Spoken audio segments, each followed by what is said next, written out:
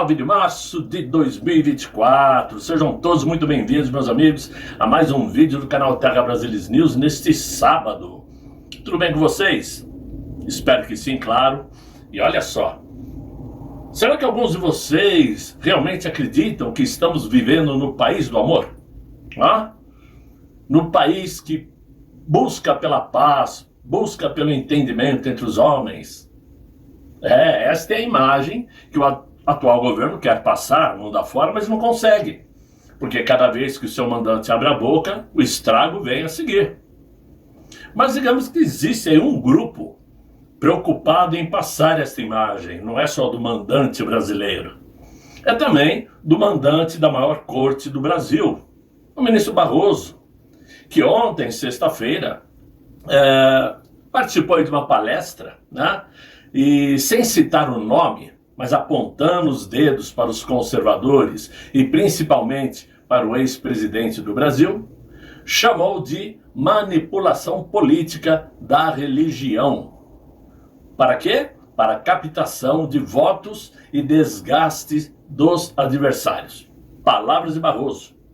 Segundo ele, a fé deve ocupar um espaço na vida privada das pessoas e não caminhar para um uso abusivo do tema por lideranças públicas. Ele disse: precisamos combater a captura da religião para servir às causas políticas temporais e não espirituais. Precisamos combater a instrumentalização de líderes religiosos para captar votos e dizer: o meu adversário é o demônio, quem votar nele. E quem votar não vai para o céu. Olha só o nível de discurso de um presidente da Suprema Corte. Ele disse ainda: esta é uma forma bárbara anticristã de lidar com a religião. E essa palestra ele fez lá na PUC do Rio de Janeiro. Claro, no meio daqueles que sempre trabalham para a militância. Porque vocês sabem que mais da metade desses universitários não estão preocupados em passar de ano. Nem sei mais se o termo é esse, né? Passar de ano era da minha época, de primário, ginásio, enfim. Mas eles estão lá para quê? Para fazer militância de esquerda. Nós sabemos perfeitamente que eles não querem a pacificação do país. Eles não querem acabar com essa divisão que eles mesmos criaram entre nós e eles, entre direita e esquerda. São eles que ficam acirrando essas disputas, como esse discurso feito pelo ministro. Por que tocar no assunto desse? Para que falar sobre isto? Encerre, melhor dizendo, esse tipo de discurso, para que realmente aconteça tal pacificação. Mas vamos tentar explicar o que ele quis dizer. Se levarmos em conta que ele é um profundo espiritualista, principalmente da casa Dom Inácio de Loyola, né? Do grande João de Deus lá em Abadiânia, no estado de Goiás, devemos então crer cegamente no que ele diz, certo? Errado. O ministro da mais alta corte, com o posto máximo do judiciário, que costuma periodicamente praticar a política de intervenção, que contraria inclusive a norma constitucional, né? Ele não tem moral para querer impor seu pensamento, tentando favorecer uma ala política tradicionalmente conhecida como descrentes de Deus. Em seu discurso, o Barroso relembrou os ataques à Praça dos Três Poderes em 8 de janeiro de 2023. Aí eu pergunto, para quê? Por quê? Já não foi feita uma CPI? Uma CPMI, né?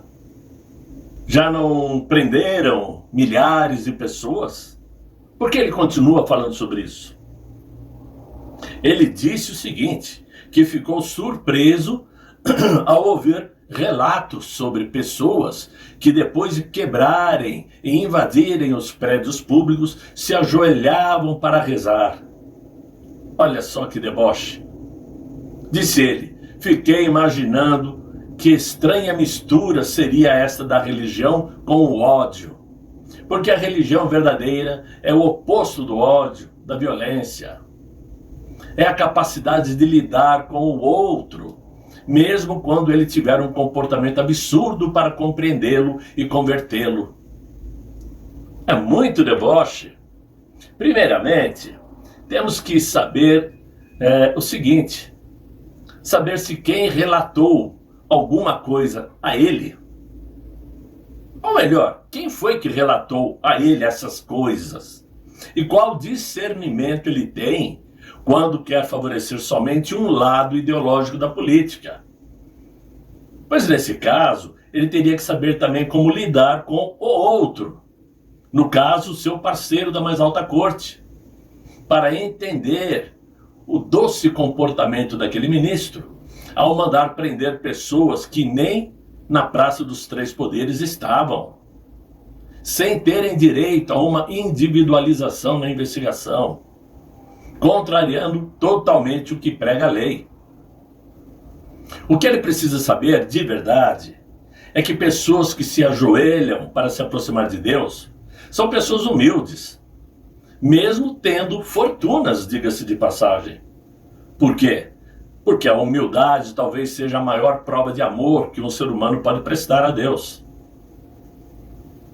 Ele falou também na PUC do Rio de Janeiro sobre os perigos do deepfake para a liberdade de expressão, né? A força da extrema-direita em todo o mundo e os movimentos para fortalecer as instituições democráticas do país.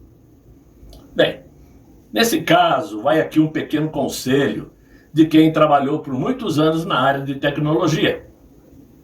Não se deve confundir a liberdade de expressão explicitada nas redes sociais, e que por muitas vezes a esquerda chama de fake news, com o deepfake, que é outra coisa, uma coisa completamente diferente. Para quem não sabe, deepfake é a parte mais obscura da internet, que nem todos os usuários têm acesso. Muito poucos conseguem ter acesso a esse lado mais obscuro, que inclusive é o lugar onde se trafica, vende-se armas, programa-se ataques, sequestros. Por isso é o lado obscuro da internet. E nem todo mundo tem acesso, porque para isso a pessoa tem que ter muito bom conhecimento de programação. Tem que ser meio que hacker para entrar nesse lado da internet, o que não é o caso dos conservadores que trocam mensagens em WhatsApp, Twitter, Instagram, TikTok, seja lá o que for. Esse não é o caso de senhoras que carregam suas bíblias ou suas bandeiras, chamando apenas por liberdade e justiça. Chamando não, clamando, essa é que é a verdade.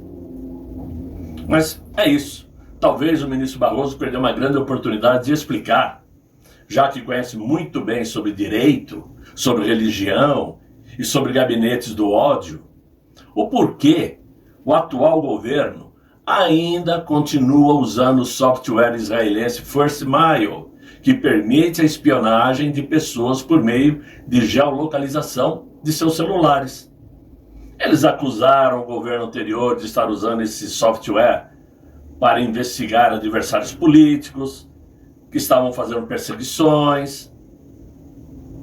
Não era o caso, então, de acabar com esse software, abandoná-lo, jogá-lo fora?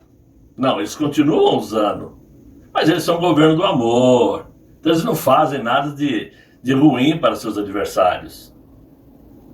Como justificativa, aliás, a própria ABIN diz que o software ainda está sendo usado por conta de um processo que contém um parecer da Advocacia Geral da União, mas que está sob sigilo por parte do governo. Explicaram, mas não disseram nada. Até aí morreu Neves, como a gente costuma dizer. Mas não era o tal gabinete paralelo da ABIN que estava se utilizando desse software? Não era o gabinete do ódio que estava espionando os oponentes políticos indevidamente? Mas agora eles dizem que o sigilo sobre esse parecer da AGU e do processo interno do governo foi justificado pela chefe do gabinete da Secretaria Executiva do Ministério da Justiça e Segurança Pública, a senhora Luana Quitéria Magalhães Hatsumura. Isto em um despacho feito em fevereiro passado. Ela argumentou que o processo contém informações relacionadas à gestão de bancos de dados utilizadas pelas áreas de segurança pública, que são consideradas informações de acesso restrito, devido ao potencial risco ou dano aos interesses da sociedade e do Estado, especialmente em relação a órgãos de segurança pública, penitenciárias, e incluindo equipamentos, máquinas, veículos, armamentos, softwares, blá blá blá blá blá blá blá blá. Quem é que pode garantir que não existe agora, nesse exato momento, um gabinete paralelo, uma BIM paralela, que eles não estão vasculhando a nossa vida? Ou só o gabinete do ódio que fazia isso? Só o ex-presidente é que mandava fazer isso? Não dá para acreditar em uma lorota desse tipo, dizendo que esse processo de investigação sobre como funciona o First Mile está sob sigilo do governo.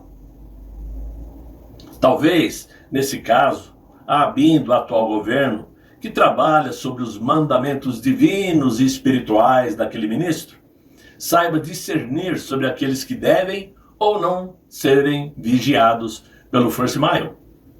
First Mile israelense, diga-se de passagem, né? Até porque tudo fica no sigilo, entre eles e Deus, certamente. Pois é, meus amigos. Eu trouxe esse assunto para vocês porque, evidentemente, que essa conversa diária que nós ouvimos na imprensa, de que esse governo quer pacificar, quer acabar com essa divisão, com esse racha entre a população, que tem que acabar com essa conversa de eles contra nós, que eles mesmos criaram, a esquerda criou isto, o PT criou isto. Eles não aceitam derrotas.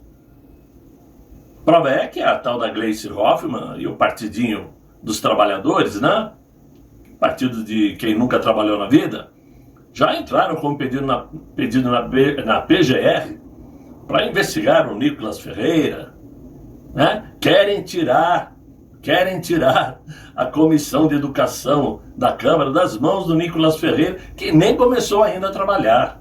Esse é o governo do amor.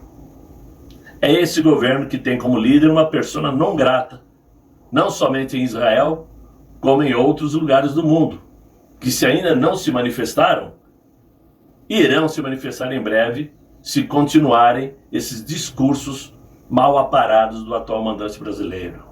Então, meus amigos, era isso que eu queria trazer para vocês neste sábado. Espero que vocês tenham gostado do vídeo. Se gostaram, chamem os amigos para assistir com vocês. Passe o link do meu vídeo para eles. Se inscrevam, vocês que estão assistindo e ainda não se inscreveram, não custa nada.